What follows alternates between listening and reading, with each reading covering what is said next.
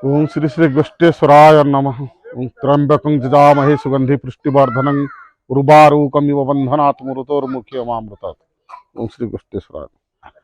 आविर्भाव स्वयं श्री श्री गुष्टेश्वर महादेव आज को दीर्घ 400-500 वर्ष पूर्व निजे आविर्भाव होते, जहाँकि से आविर्भावर किंवदंती प्रमाण आज अद्यावधि भी तार ज्वलंत प्रमाण अच्छी।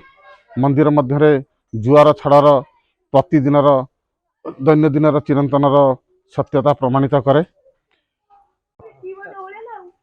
हेलो भाई और भौणी मैंने केमती अच्छा आपण मैंने जय जगन्नाथ भल अच्छा तो सेमती भल था।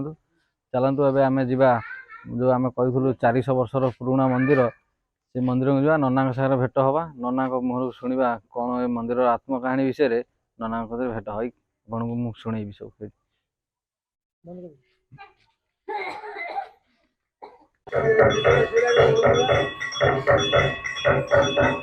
ठाकुर गेट आप देखिए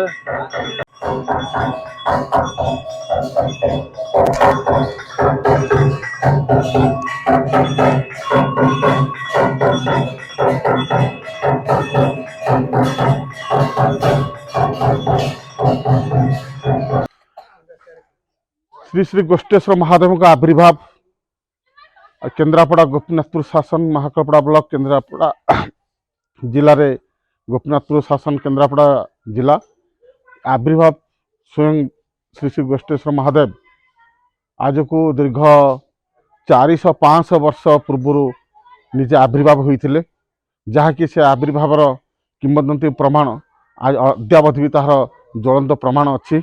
मंदिर मध्य जुआर छाड़र प्रतिदिन दैनंदिन चिरंतन सत्यता प्रमाणित करे।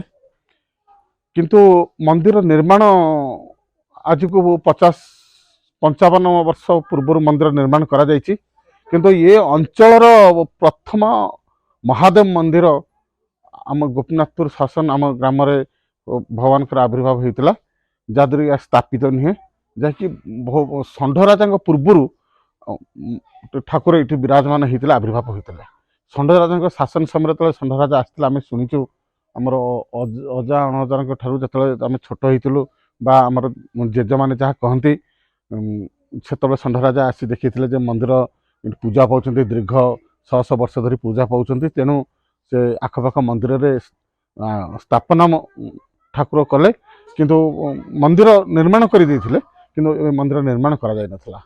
तेणु प्रभुंकर प्रत्यक्ष शक्ति आज पर्यंत जोजलेमान एवं जहाँ जी मनसुंती ताहा सी पाउचंती, जहाँ जी चाहूचंती प्रभु को डाकी भाव आवेग भावर भक्ति भाव आवेग जहाँ जी चाहिए तो प्रभुंकर आशीर्वाद रही समस्त श्रद्धा प्रति कल्याण रही।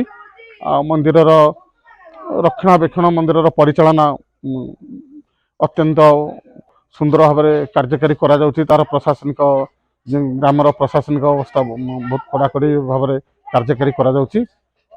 विशेषकर ये अंचल महाकालपड़ा ब्लॉक केन्द्रापड़ा जिले में कथा कहले अत्युक्ति हम नहीं, जहाँकि जागर हजार हजार श्रद्धालु मंदिर को पूजा अर्चना करने आसती। बड़ ओषार हजार हजार श्रद्धालु आसती। दोल पर्व महा आडंबर पालन करा जाए। मंदिर ठाकुर अनेक विशेषत्व अच्छी, जहाँकि 3 बाटी संपत्ति ठाकुर जो संपत्ति समस्त दान करा अतीत जो 400-500 वर्ष पूर्वे मनासिक पुओं झील जहाँ पाई समस्त संपत्ति दान करते ठाकुर को आज से 3 बाटी संपत्ति आज ठाकुर कार्यकारी करा सब सुचारू रूपे।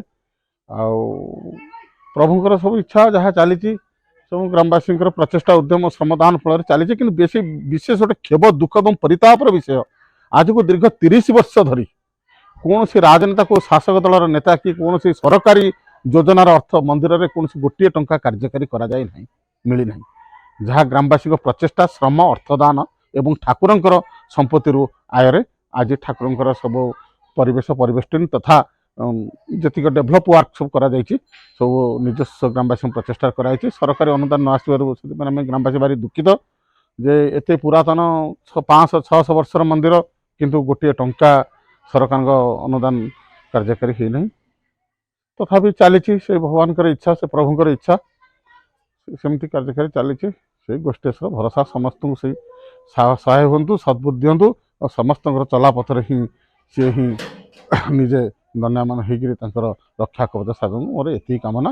ସେ ପ୍ରଭୁଙ୍କୁ ମୁଁ ଶତ ପ୍ରଣାମ ଜଣାଉଛି। ମହାଦେବଙ୍କର ଯେଉଁ ଜଳସ୍ତର କେମିତି ବଢ଼ୁଛି ତା ସ୍ୱତଃପ୍ରଭୂତ ଭାବରେ ସେ ଏଇ ଗ୍ରାମବାସୀମାନେ ଆମ ଯେତେବେଳେ ମନ୍ଦିର ନିର୍ମାଣ ଆରମ୍ଭ ହେଲା 50-60 ବର୍ଷ ପୂର୍ବରୁ ଠାକୁରଙ୍କ ଲିଙ୍ଗକୁ ଉପରକୁ ଉଠିବା ପାଇଁ ଚେଷ୍ଟା କରିଥିଲେ। ଯେଉଁମାନେ ଚେଷ୍ଟା କରୁଥିଲେ ଲିଙ୍ଗ ଉଠିବା ଲାଗି ସେମାନେ 15 ଦିନ କାଳ ଅସୁସ୍ଥ ହୋଇ ଘରେ ପଡ଼ିଲେ। ଜ୍ୱର ବ୍ୟାଧି ତାଙ୍କୁ ଧରିଲା। ଠାକୁରଙ୍କୁ ସ୍ୱପ୍ନାତ ହେଲା ଯେ ସେଠୁ ଉଠିବେ ନାହିଁ, ତେଣୁ ସେଇ ସ୍ଥାନରେ ହିଁ ରହିଲେ। ମାନେ 50-100 ଗ୍ରାମବାସୀ ଚେଷ୍ଟା କରୁଥିଲେ ଯେ ଏତେ ତଳେ ଲିଙ୍ଗ ରହିଲେ ପୂଜାପୂଜିରେ କୌଣସି ଅସୁବିଧା ହେବ, କିନ୍ତୁ ଠାକୁରଙ୍କର ଇଚ୍ଛା, ଠାକୁରଙ୍କର ଯାହା ଥିଲା ତାହା ହିଁ ହେଲା। ଆସନ୍ତୁ ଦେଖିବେ ଠାକୁରଙ୍କର ପ୍ରତ୍ୟେକ ପ୍ରମାଣ କିଭଳି ଜୁଆର ଛାଡ଼ ଚାଲିଛି, କିଭଳି ପାଣି ମାଡ଼ି ମାଡ଼ି ଉଠୁଛି। ଯେତେ ପାଖରେ ପୋଖରୀ ନଦୀ ଶୁଖିଗଲେ ମଧ୍ୟ କିନ୍ତୁ ଏଠି ଟ୍ୟୁବୱେଲ୍ ଖୋଳିଲେ ପାଣି ବାହାରେନି, କିନ୍ତୁ ଠାକୁରଙ୍କର ଜଳ ଧୀରେ ଧୀରେ ବଢ଼ି ବଢ଼ି ଚାଲିଛି। ଏବେ ବି ମଧ୍ୟ ମଟର ଲାଗିକିରି ପାଣି ଅଛି ଲିଙ୍ଗରେ, ଠାକୁରଙ୍କର ଲିଙ୍ଗରେ ପାଣି ଉଠିଛି। ନିଜେ ସ୍ୱତଃପ୍ରଭୂତ ଭାବରେ ଦେଖନ୍ତୁ। ଆଉ ତ ମଟର ଲାଗିଲେ ସେ ପୁଣି ଶୁଖାଯିବ।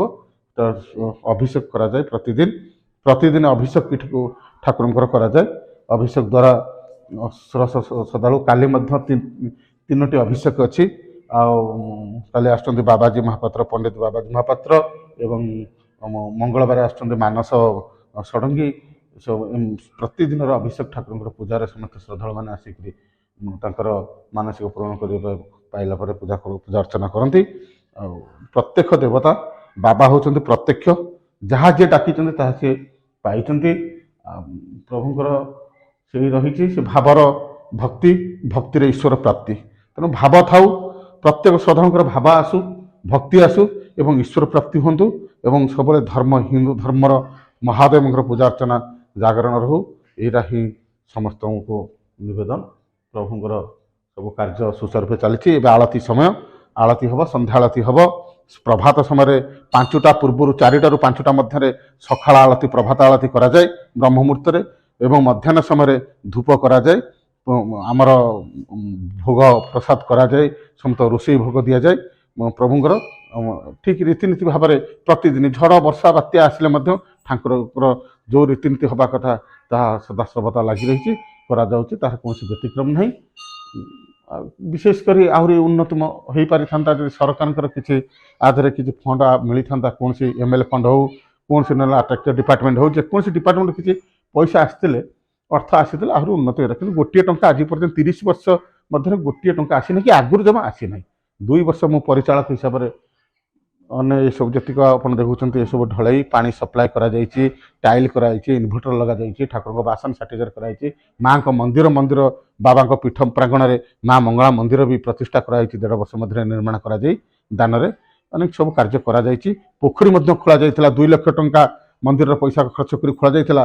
କିନ୍ତୁ ଦୁର୍ଭାଗ୍ୟ ଇଏ କୁଚକ୍ରୀ ଶାସକ ଗୋଷ୍ଠୀର କିଛି କର୍ମୀ ତାକୁ 4,80,000 ଟଙ୍କା ହଡପ କରିନେଲେ, କିନ୍ତୁ ଠାକୁରଙ୍କୁ ଗୋଟିଏ ଟଙ୍କା ବି ମିଳିଲା ନାହିଁ। କ୍ଷମତା ବିରୁଦ୍ଧରେ ଲଢ଼େଇ କରିବା ବର୍ତ୍ତମାନ ସମ୍ଭବ ନୁହେଁ। ତେଣୁ ଧର୍ମ ନୀତିର ସବୁ ପ୍ରତିଷ୍ଠା ରହୁ। ଯତ୍କର୍ମ ତତ୍ଫଳ, ଯାହା ଯିଏ କରିବ ସେ ତାହା ପାଇବ। ସେ ପ୍ରଭୁଙ୍କ ଇଚ୍ଛା, ପ୍ରଭୁ ହିଁ ଭରସା।